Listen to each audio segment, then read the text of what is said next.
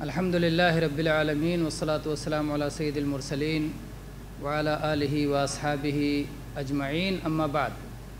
شعبان کے تعلق سے پچھلے ہفتے کا ہمارا درس ہوا تھا، پورے شعبان کے تعلق سے نہیں بلکہ صرف شعبان کی 15ویں رات کے تعلق سے، اور درس کا خلاصہ یہ ہے کہ شعبان کی 15ویں رات عام راتوں کی طرح ایک رات ہے۔ اس تعلق سے جتنی بھی احادیث اس کی فضیلت میں بیان کی جاتی ہیں یا تو ضعیف ہیں اور یا موضوع ہیں، ثبوت کسی کا نہیں ہے، مقبول درجے میں کوئی حدیث نہیں ہے۔ یہ 15ویں شعبان کے تعلق سے۔ البتہ پورا ماہ شعبان اس تعلق سے کس کس طرح کی حدیثیں آئی ہیں اس کا ذکر نہیں ہوا تھا۔ شعبان کا کیا معنی ہے؟ شعبان کا معنی کوئی جانتا ہے آپ لوگوں میں سے؟ شعبان یہ ہے غفلت نہیں، کہتے ہیں شعبہ، ڈویژن کو شعبہ کہتے ہیں نا، اس چیز کا شعبہ ہے، اس چیز کا شعبہ ہے، اس چیز ڈویژن، تقسیم۔ تو شعب کے معنی ہوتا ہے بکھرنا، تقسیم ہونا۔ شعبان کا مہینہ یہ رجب کے بعد آتا تھا، اور رجب کا مہینہ حرمت والا مہینہ ہے۔ حرمت والے مہینے میں عرب میں لڑائیاں بند ہو جاتی تھیں، لڑائیاں بند ہو جاتی تھیں کیونکہ اس مہینے کا وہ احترام کرتے تھے۔ لیکن ان کا رزق کس پر تھا؟ گھر رہ کر کے تو رزق ملنے والا نہیں ہے، یا تو وہ نکل جائیں، لوٹ مار کریں، ڈکیتی ڈالیں اور اس سے خوراک کا انتظام کریں، اور یا پھر تجارت پہ نکل جائیں، سفر پہ نکل جائیں۔ بہرحال گھر بیٹھ کے نہیں بلکہ بکھر جاتے تھے۔ تو شعبان کے مہینے میں چونکہ وہ بکھر جایا کرتے تھے، اس لیے اس مہینے کا نام پڑا شعبان۔ کیوں؟ بکھر جانے کا مہینہ۔ یہ تو اس مہینے کے نام کی وجہ ہے۔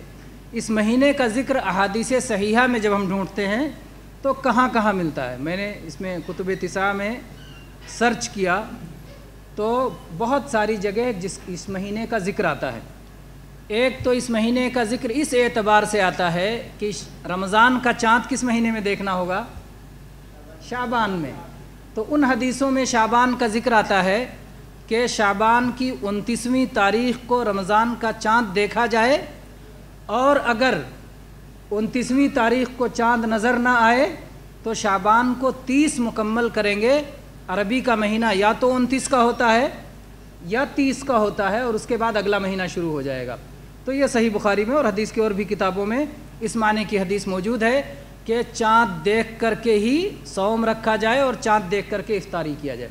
اس وقت دنیا میں بعض تجدد پسند یا ہر چیز میں اپنی رائے رکھنے والے اور عصر حاضر کا نام لے کر کے بہت ساری خرافات پیدا کرنے والے بعض لوگ یہ بھی کہتے ہیں کہ اب حساب اور فلکیات کا علم اتنا ترقی کر چکا ہے کہ چاند کس وقت ظاہر ہوگا یہ سب حساب سے ہم معلوم کر سکتے ہیں، تو ایسا کیوں نہ کیا جائے کہ اب حساب سے رمضان شروع کیا جائے۔ بہت سارے لوگ یہ بات کہتے ہیں۔ میرے بھائی، یہاں یہ بات سمجھنے کی ضرورت ہے کہ اللہ تبارک و تعالیٰ کا دین، دین اسلام سب کے لیے ہے اور ہمیشہ کے لیے ہے، سب کے لیے ہے۔ ایک معمولی پڑھا لکھا شخص اور ایک بالکل ان پڑھ شخص اور ایک بہت زیادہ پڑھا لکھا، تعلیمی معیار کسی کا کچھ بھی ہو، سب کے لیے دین اسلام ہے۔ کوئی بھی زمانہ ہو جب لوگ پتھروں سے آگ جلایا کرتے تھے یا اونٹ اور گھوڑے کی سواری کیا کرتے تھے، یا آج ہوائی جہاز کی سواری کر رہے ہیں، ہر زمانے میں یہ دین اسلام ہر زمانے کے لیے، ہر قسم کے لوگوں کے لیے۔ تو اللہ کے نبی کریم صلی اللہ علیہ وسلم نے جو ہم کو طریقہ دیا مہینہ جاننے کا، دو طریقہ بتایا۔ ایک تو یہ کہ 29 کو چاند دیکھا جائے، اگر چاند نظر آ جائے، اب وہ چاند چاہے آپ اپنی کھلی آنکھوں سے دیکھیں، چاہے آپ بڑی سے بڑی مشینیں لگا کے دیکھیں، دیکھنا ہی مانا جائے گا۔ دیکھنے کا اعتبار ہوگا، حساب کا اعتبار نہیں ہوگا۔ اگر بدلی ہو گئی یا اور کوئی صورتحال پیدا ہو گئی تو وہ چاند قابل قبول نہیں ہوگا جو حساب کے ذریعے کیا گیا ہو، کیونکہ نبی کریم صلی اللہ علیہ وسلم نے جو فرما دیا ہے وہ قیامت تک کے لیے ہے۔ اس لیے آج جو اس طرح کی بحثیں چھیڑی جاتی ہیں کہ اب حساب سے عید کر لیا جائے تاکہ اختلاف نہ ہو، حساب سے رمضان شروع کر لیا جائے تاکہ اختلاف نہ ہو، اختلاف سے بچنے کے لیے، اختلاف سے، آپس میں اختلاف سے بچنے کے لیے نبی سے اختلاف کر لو، حاصل کیا ہوا؟ نبی کریم صلی اللہ علیہ وسلم سے اختلاف نہیں ہونا چاہیے، آپس میں اختلاف ہو جائے کوئی بات نہیں۔ تو نبی کریم صلی اللہ علیہ وسلم نے جب فرمایا ہے صوموا لرؤیتہ وافطروا لرؤیتہ، تو ہم چاند دیکھ کر کے ہی رمضان کا مہینہ شروع مانیں گے، اور اگر چاند 29 کو نظر نہیں آیا تو 30 مکمل کر کے پھر رمضان کو شروع مانیں گے۔ تو شعبان کا ایک ذکر تو ان حدیثوں میں آتا ہے جس میں رمضان کے چاند دیکھنے کا ذکر ہے۔ اس حدیث کو یہ دیکھیں صحیح بخاری میں، اور اسی طرح سے یہ حدیث صحیح بخاری میں، صحیح مسلم، بخاری کا نمبر بعد میں بتاتے ہیں، صحیح مسلم میں 1081، سنن ترمذی میں 684 نمبر پہ، سنن نسائی میں 2117، 2118، 2119، 2123، 2129، سنن ابن ماجہ میں 1655، سنن دارمی میں 1727، مسند احمد میں بہت ساری جگہوں پر ہے 7516، اور اسی طرح سے 10451 کے بیچ میں بہت ساری جگہوں پر یہ حدیث موجود ہے، اور صحیح بخاری میں یہ حدیث ہے 1909 نمبر پہ۔ تو یہ حدیث کہ چاند دیکھ کر کے صوم رکھا جائے اور چاند دیکھ کر کے عید منایا جائے، اور اگر چاند نظر نہ آئے تو شعبان کو کتنے مکمل کیا جائے گا؟ 30 مکمل کیا جائے گا۔ ایک بار نبی کریم صلی اللہ علیہ وسلم نے صحابہ کرام کے فرمایا کہ سامنے نحن امۃ امیہ لا نحسب ولا نکتب، یہ امت ان پڑھ لوگوں کی امت ہے، یہ حساب و کتاب نہیں جانتے، کیونکہ نبی کریم صلی اللہ علیہ وسلم کو اللہ تعالیٰ نے عرب میں جب بھیجا تھا تو عرب میں چند گنتی کے لوگ ہی لکھنا پڑھنا جانتے تھے، حساب و کتاب نہیں جانتے تھے۔ تو آپ نے ان کی حالت کو بیان کیا، اور آپ نے فرمایا الشہر ہاکذا وہاکذا وہاکذا، مہینہ 10، 10، 20، 10، 30، یہ آپ نے 5 انگلیاں گنا کر کے 10 پھر 10 پھر 10 30 دن کا ہوتا ہے، اور پھر آپ نے کہا والشہر ہاکذا وہاکذا وہاکذا، تیسرے میں آپ نے انگوٹھا موڑ لیا اور کہا 29 کا ہوتا ہے۔ تو مہینہ ایسے انگلیوں پر گن لیا جاتا ہے، کتنے دن ہو گئے، مہینہ ہو گیا، تو 29 کا یا 30 کا ہوتا ہے، اس کے زیادہ نہیں ہوتا۔ اس کے بعد میں پھر ہم اور آگے جب بڑھتے ہیں تو شعبان کا ذکر کہاں ملتا ہے؟ یہ عائشہ رضی اللہ عنہ کی حدیث میں، یہ بھی صحیح بخاری میں، عائشہ رضی اللہ عنہ یہ کہتی ہیں کان یکون علی الصوم من رمضان فما استطیع ان اقضی الا فی شعبان، کہتی ہیں کہ رمضان میں کچھ صوم میرا چھوٹ جاتا تھا تو میں اس کی قضا شعبان ہی میں کر پاتی تھی، رمضان میں چھوٹا اور اس کی قضا شعبان ہی میں کر پاتی تھی۔ کیوں؟ رسول اللہ صلی اللہ علیہ وسلم کے ساتھ جو ہے معاملات کی وجہ سے۔ تو یہاں پر یہ ہے کہ عورت سے کچھ نہ کچھ دن رمضان میں چھوٹ جاتا ہے، ان کے خاص جو ماہواری کے ایام ہیں، حیض کے ایام ہیں، حیض کے دنوں میں صلاۃ معاف ہے، اس کی قضا نہیں ہے، صوم رکھنا منع ہے اور اس کی قضا کرنا ہوگا۔ تو عائشہ رضی اللہ عنہا کی بھی صوم اس وجہ سے چھوٹ جاتا تھا، اور بعد میں وہ قضا کب کرتی تھیں؟ شعبان میں۔ اور آپ شعبان میں رسول اللہ صلی اللہ علیہ وسلم کا طریقہ آپ سب جانتے ہیں کہ آپ بہت زیادہ صوم رکھتے تھے، بہت زیادہ نفلی صوم رکھتے تھے، جیسے کہ عائشہ رضی اللہ عنہ کہتی ہیں کان یصوم شعبان کلہ، کان یصوم شعبان الا قلیلا، پورے شعبان آپ صوم رکھ جاتے تھے یا تھوڑا دن چھوڑ کے آپ رکھ جاتے تھے۔ تو جب اللہ کے نبی صلی اللہ علیہ وسلم صوم رکھیں تو آپ کی بیوی کے لیے بھی صوم رکھنا آسان ہو جاتا تھا، تو اس لیے وہ قضا کر لیا کرتی تھیں عائشہ رضی اللہ عنہ۔ تو گویا جس کے رمضان کے صوم چھوٹ گئے ہوں ان کے لیے پورا سال باقی ہے قضا کرنے کے لیے، یہ نہیں کہا جائے گا کہ نہیں شعبان رمضان چھوٹا ہے تو شوال میں فوراً قضا کرو یا محرم تک قضا کر لو، ایسا کچھ نہیں کہا جائے گا، بلکہ اگلا رمضان آنے تک ان کو اجازت ہے کہ وہ صوم کی قضا کر سکتے ہیں۔ اسی طرح سے شعبان کے مہینے کے نفلی صوم کے بارے میں آپ نے یہ حدیث سنی عائشہ رضی اللہ عنہ کی کہ اللہ کے نبی صلی اللہ علیہ وسلم نے رمضان کے سوا کسی مہینے میں مکمل صوم نہیں رکھا، اور شعبان سے زیادہ کسی مہینے میں نہیں رکھا۔ یہ حدیث بھی صحیح بخاری میں 1969 پہ ہے، اور اس کے علاوہ صحیح مسلم میں، ابو داؤد میں، ترمذی میں، نسائی میں، ابن ماجہ میں، موطا مالک میں، مسند احمد میں، اور حدیث کی بہت ساری کتابوں میں اور بہت سارے جو ہے اس کے نمبر و تفصیلات موجود ہیں۔ اسی طرح سے شعبان کا ذکر ہم کو ان حدیثوں میں بھی ملتا ہے جس میں ایک شخص آیا نبی کریم صلی اللہ علیہ وسلم کے پاس، ایک صحابی آئے، صحابی کا نام ہے عمران ابن حسین رضی اللہ عنہ، عمران ابن حسین رضی اللہ عنہ۔ انہوں نے پوچھا یا کسی اور شخص نے نبی کریم صلی اللہ علیہ وسلم سے سوال کیا اور وہ سن رہے تھے. نبی کریم صلی اللہ علیہ وسلم نے اس آدمی سے پوچھا اما سمت سرر ھذا الشہر، کیا تم نے اس مہینے کی چھپی ہوئی راتوں والے دنوں میں روزہ رکھا؟ سرر یہ اسرار کہتے ہیں یا اسرار کہتے ہیں، جو استسرار کہتے ہیں عربی میں، سر راز کو کہتے ہیں جس میں چیزیں چھپی ہوئی ہوتی ہیں، تو چھپنے کا معنی ہے. تو جب چاند چھپ جاتا ہے نکلنے سے پہلے، ایک تو چاند نکلتا ہے پتلا سا، پھر اس کے بعد وہ بڑا ہوتے ہوتے پورا مکمل ہو جاتا ہے، پھر اس کے بعد پھر پتلا شروع ہوتا ہے یہاں تک کہ پھر چھپ جاتا ہے، چھپنے کے بعد دوبارہ چاند نکلتا ہے. تو جن دنوں میں چھپا رہتا ہے آخری دنوں میں، تو اس کے بارے میں اللہ کے نبی کریم صلی اللہ علیہ وسلم سے اللہ کے نبی صلی اللہ علیہ وسلم نے ایک شخص سے پوچھا کہ تم نے ان راتوں کا صوم رکھا کہ نہیں رکھا؟ تو اس شخص نے کہا کہ نہیں اے اللہ کے نبی صلی اللہ علیہ وسلم، میں نے نہیں رکھا. چاند عام طور پر کتنے دن چھپتا ہے؟ یا ایک دن یا 2 دن؟ ایک دن یا 2 دن. تو اللہ کے نبی کریم صلی اللہ علیہ وسلم فرمایا کہ جب تم نے صوم نہیں رکھا تو ایسا کرنا کہ بعد میں 2 دن صوم رکھ لینا. اس کی قضا، کیوں قضا کے لیے کہا گیا؟ اس کا مطلب اس شخص کو وہ صوم رکھنا واجب ہوتا تھا، ہے نا، تبھی تو قضا کے لیے کہا جائے گا. اگر اس پہ ضروری نہیں تھا تو نفل قضا نہیں ہے. تو اس شخص کے اوپر گویا اس نے منت مان رکھی تھی کہ ہر مہینے کے آخری دنوں میں صوم رکھوں گا. جب چاند چھپا رہے گا 1-2 دن میں ہر مہینے میں رکھوں گا. اور اللہ کے نبی کریم صلی اللہ علیہ وسلم نے رمضان سے پہلے صوم رکھنے سے منع فرمایا. ایک حدیث میں آپ نے فرمایا لا تقدموا رمضان بصوم یوم او یومین، رمضان سے 1-2 دن پہلے سے روزہ رکھنا شروع نہ کرو. بہت سارے لوگ کیا کہتے ہیں، ارے 1-2 دن کی بات کیا ہے، کیا چاند دیکھیں گے، چلو پہلے سے رکھ دیتے ہیں 1-2 دن. یا رمضان اتنا عظیم الشان مہینہ آ رہا ہے، اس کے استقبال میں لاؤ 1-2 دن پہلے سے صوم رکھ لیتے ہیں. تو نبی کریم صلی اللہ علیہ وسلم فرمایا نہیں، رمضان کے استقبال میں نہیں، یا اسی طرح سے چاند دیکھنے کی ضرورت نہ ہو 2-3 دن پہلے سے رکھ لو. نہیں، چاند دیکھنا بھی ایک عبادت ہے، چاند دیکھنا بھی ایک کار ثواب ہے. اس لیے ایسا مت کرو. آپ نے رمضان کے پہلے شعبان کے آخری 1-2 دنوں میں صوم رکھنے سے منع کر دیا کہ 1-2 دن پہلے سے صوم نہ رکھو.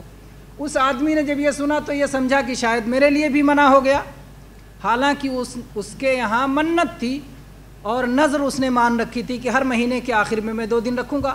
اور نظر پورا کرنا ضروری ہے اگر وہ فرما برداری کا کام ہے، اگر وہ اطاعت کا کام ہے.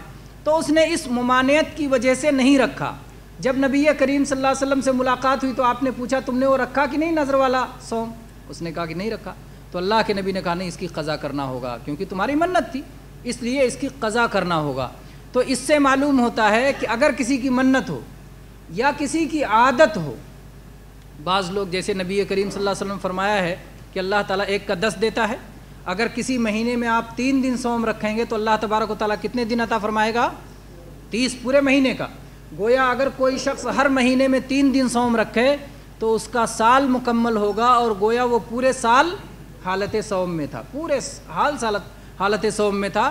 تو اس لحاظ سے اگر کوئی شخص 3 دن صوم رکھتا ہے اور اس کی عادت ہے کہ یہ 3 دن وہ مہینے کے شروع میں، مہینے کے درمیان میں اور مہینے کے آخر میں رکھتا ہے، یا تینوں دن مہینے کے درمیان میں رکھ لیتا ہے، تو وہ اپنی عادت کے مطابق 15 کے بعد بھی رکھ سکتا ہے، رمضان سے 1-2 دن پہلے بھی رکھ سکتا ہے.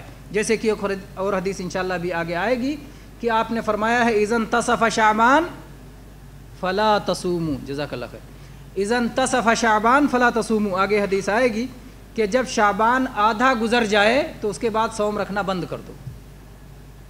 اللہ کے نبی کریم صلی اللہ علیہ وسلم کا ایک ہمارے سامنے نمونہ ہے کہ شعبان کا مہینہ آپ بہت زیادہ نفلی صوم رکھتے تھے، شروع شعبان سے لے کر آخر شعبان تک آپ رکھتے تھے. لیکن آپ نے امت کے لیے کیا حکم دیا کہ جب شعبان آدھا گزر جائے تو صوم رکھنا بند کر دو. 2 معنی اس کا ہو سکتا ہے. ایک تو یہ کہ جو شخص شروع مہینے سے نہیں رکھ رہا تھا، اب 15 شعبان مکمل ہو گیا، اس کے بعد رکھنا شروع کر رہا ہے تو اس کے لیے منع ہے. نہیں، اگر آپ کو رکھنا تھا تو شروع شعبان سے رکھنا تھا، پھر بعد میں بھی رکھتے چلے جاتے، کوئی بات نہیں. دوسرا معنی یہ ہوگا کہ اگر 15 شعبان ہو جائے اس کے بعد اب صوم رکھنا بند کر دو، کیونکہ ایسا نہ ہو کہ رمضان کا استقبال کا خیال ہو، رمضان کے استقبال سے منع کیا گیا ہے. تیسرا معنی یہ بھی اس میں ہو سکتا ہے، بہت سارے اہل علم نے لکھا ہے کہ اللہ تعالیٰ کو فرض سنت کے مقابلے میں زیادہ محبوب ہے، فرض زیادہ محبوب ہے، اس لیے اللہ نے لازم کر دیا ہے۔ اور چنانچہ آپ وہ حدیث یاد کریں جو صحیح بخاری میں بہت معروف حدیث ہے، حدیث ولی، حدیث ولی آپ سب جانتے ہوں گے کہ اللہ کے نبی کریم صلی اللہ علیہ وسلم نے فرمایا کہ اللہ تعالیٰ فرماتا ہے کہ جو میرے ولی سے دشمنی کرے میں اسے جنگ کا اعلان کرتا ہوں۔ اس حدیث میں اللہ کے نبی صلی اللہ علیہ وسلم نے اللہ تعالیٰ سے روایت کرتے ہوئے فرمایا کہ بندہ مجھ سے اگر قریب ہونا چاہے تو سب سے زیادہ جس چیز سے اللہ سے قریب ہوتا ہے وہ کس سے قریب ہوتا ہے؟ فرائض کو ادا کر کے۔ ما تقرب الی عبدی بشیء احب الی مما افترضتہ علیہ، میں نے جو اپنے بندے پہ فرض کیا ہے ان فرائض کی ادائیگی سے زیادہ اور کسی چیز سے بندہ اللہ سے قریب نہیں ہوتا، سب سے زیادہ۔ اور اس کے بعد فرائض کے بعد جب وہ نوافل ادا کرتا ہے تو اللہ تعالیٰ سے قریب ہوتا جاتا ہے یہاں تک کہ اللہ اس کے ہاتھ بن جاتا ہے، اس کے کان بن جاتا ہے، اس کی آنکھیں بن جاتا ہے، اس کے پاؤں بن جاتا ہے، جس طرح کی آگے حدیث میں تفصیل ہے۔ تو کہنا یہاں ہے فرض اللہ کو زیادہ محبوب ہے اور سنتوں کا درجہ فرض کے بعد ہے۔ ایسا نہ ہو کہ کوئی شخص شعبان میں صوم رکھنا شروع کرے اور شعبان کے صوم کی وجہ سے رمضان میں کمزور پڑ جائے، تو اللہ کے نبی کریم صلی اللہ علیہ وسلم اہل ایمان پر بڑے مہربان تھے، بڑے شفقت والے تھے۔ آپ نے اس کا خیال کیا اور آپ نے فرمایا کہ شعبان جب 15 ہو جائے تو اب بند کر دو، تاکہ رمضان میں پوری طاقت رہے اور شعبان کا فرض خوب اچھی طرح سے ادا کرو۔ فقہ کی کتابوں میں ایک لطیفہ ذکر کیا جاتا ہے، پہیلی، علمی پہیلی اسے کہہ سکتے ہیں، بجھایا جاتا ہے کہ اللہ کو فرض زیادہ پیارا ہے اور سنتیں اس کے مقابلے میں کم پیاری ہیں۔ وہ کون سی سنت ہے جو فرض سے زیادہ پیاری ہے؟ ایک سنت ہے ایسی، کس کو معلوم؟ ہاں، نکاح۔ چلیے ایک جواب ہوا، دوسرے کسی کا جواب؟ اچھی کوشش آپ نے کی۔ ہاں ہاں، تہجد دوسری کوشش ہوئی، تیسری اور کسی کے سامنے کوئی کوشش ہے؟ تحیت المسجد تیسری کوشش ہو گئی، اور وطر، اور کوئی جواب صحیح نہیں ہے، ابھی تک کوئی صحیح جواب نہیں آیا۔ صحیح جواب فجر کی سنت، ہاں، اور کوئی کوشش؟ یہ ساری آپ لوگوں نے کوششیں کی لیکن ابھی تک صحیح جواب آیا نہیں۔ وہ کون سی سنت ہے جو فرض سے زیادہ پیاری ہے؟ اخلاص، اخلاص فرض ہے، ہاں۔ اور سلام کرنا سنت ہے، جواب دینا فرض ہے۔ سلام کرنا سنت ہے، جواب دینا فرض ہے، لیکن سلام میں پہل کرنا اللہ کو جواب دینے سے زیادہ پیارا ہے۔ یہی ایک چیز ہے جو سنت ہونے کے باوجود فرض سے زیادہ محبوب ہے۔ باقی ساری چیزوں میں فرض زیادہ محبوب ہے۔ فجر کی 2 سنتیں بہت بڑا ثواب ہے۔ اللہ کے نبی صلی اللہ علیہ وسلم نے فرمایا رکعتا الفجر خیر من الدنیا وما فیہا، دنیا میں جو کچھ ہے فجر کی 2 رکعتیں ان سب سے بڑھ کر ہیں، لیکن فرض اس سے بھی بڑھ کر ہے، فرض اس سے بھی بڑھ کر ہے۔ فرض تہجد سے بڑھ کر نہیں۔ اگر کوئی تہجد پڑھے اور فجر چھوٹ جائے تو اسے کہیں گے تہجد مت پڑھو لیکن فجر پڑھو، ہے نا۔ اور کون سی بات کہی گئی تھی؟ نکاح، نکاح سنت ہے اور کچھ لوگوں کے حق میں فرض بھی ہے، کچھ لوگوں کے حق میں حرام بھی ہے، اس میں تفصیل ہے، اور کس فرض کے مقابلے میں نکاح محبوب ہے؟ ساتھ میں کوئی اور فرض دکھانا پڑے گا نا، کمپیئر اور مقارنہ تبھی کریں گے نا جب 2 چیزیں ہوں گی، تو نکاح کے ساتھ اور کون سی چیز ہے کہ جو سنت ہے اور اس کے مقابلے میں نکاح، یا کون سی چیز فرض ہے جو محبوب نہیں؟ تو اس لیے نکاح میں 2 چیز تو ہے ہی نہیں ساتھ میں۔ تو سلام اور اس کا جواب دینا صرف یہی ایک چیز ہے کہ جس میں سلام کرنا سنت اور جواب دینا فرض، لیکن اس معاملے میں سنت فرض سے زیادہ محبوب ہے۔ یہ علمی پہلی ہے، ایک دلچسپ سوال کے جواب کے حساب سے۔ تو یہ سرر شعبان والی بھی حدیث بخاری میں ہے، اور بخاری کے علاوہ بھی حدیث کی بہت ساری کتابوں میں، مسلم، ابو داؤد، سنن دارمی، مسند احمد وغیرہ میں ہے۔ اسی طرح سے شعبان کا ذکر ان حدیثوں میں بھی آتا ہے جس میں بیان کیا گیا ہے کہ 4 مہینے حرمت والے ہیں، سال 12 مہینوں کا ہوتا ہے، 4 مہینے حرمت والے ہیں، اس میں شعبان کا ذکر کیسے آ گیا؟ شعبان تو حرمت والا مہینہ نہیں ہے، کون بتائے گا؟ جس میں بتایا گیا 4 مہینے حرمت والے ہیں اس میں شعبان کا ذکر آتا ہے، حالانکہ شعبان 4 حرمت والے مہینوں میں سے نہیں ہے، کیسے؟ شعبان ایک مہینے کے بغل میں ہے، بتایا گیا کہ شعبان اور رجب کے، شعبان اور جمادہ کے بیچ والا مہینہ رجب یہ حرمت والا مہینہ ہے، تو یہاں پر شعبان کا ذکر آتا ہے۔ اسی طرح سے شعبان کا ذکر جو ہے قضا کے معاملے میں اس کا ذکر آ گیا کہ رمضان کا صوم اس میں قضا کرتے تھے۔